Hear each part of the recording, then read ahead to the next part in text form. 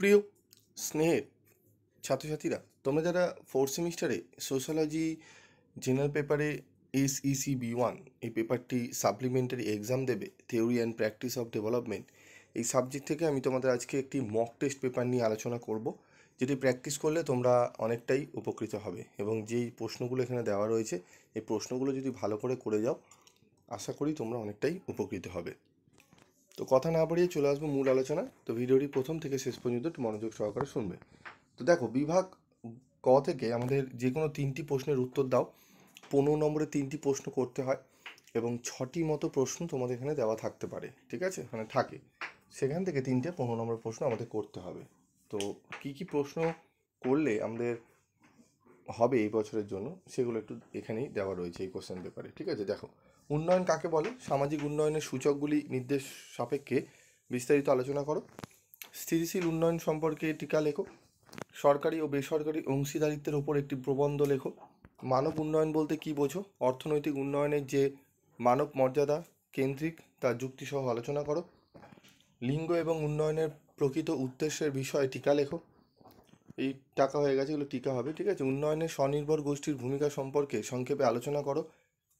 Digital ভারতের ওপর একটি টিকা লেখো। এই 7টি প্রশ্ন এখানে দেওয়া রয়েছে। এই 7টি প্রশ্ন একটু ভালো করে যাও। আশা করি এখান থেকে তোমরা মিনিমাম 2টো প্রশ্ন কমন পেয়ে যেতে পারো, ঠিক আছে, মিনিমাম। এই প্রশ্নগুলো একটু ভালো করে যাও, ঠিক আছে।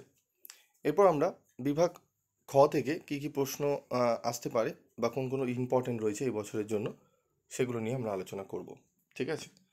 তো ধরো আমরা দেখে নিই। যে কোনো 5টি প্রশ্নের উত্তর দাও। 5 × 5, 25 নম্বর এখানে থাকবে। কি রয়েছে দেখো, সরকারি বেসরকারি অংশীদারিত্বের গুরুত্ব কী?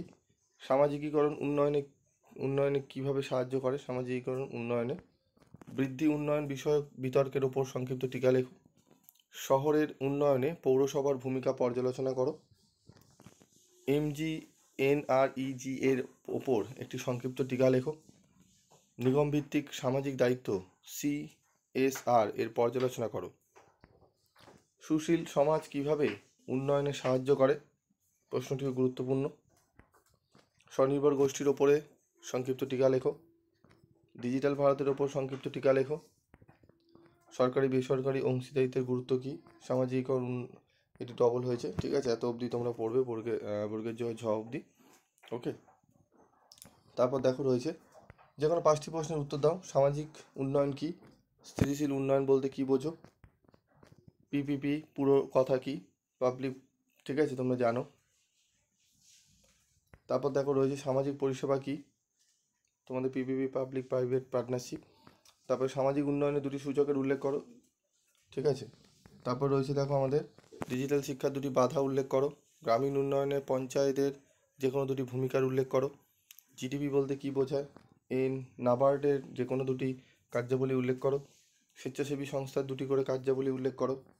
অর্থনৈতিক বৃদ্ধি ও অর্থনৈতিক উন্নয়নের যে কোনো 2টি পার্থক্যের উল্লেখ করো, ঠিক আছে। এই প্রশ্নগুলো ভালো করে যাও, আশা করি তোমরা অনেকটাই উপকৃত হবে, ঠিক আছে।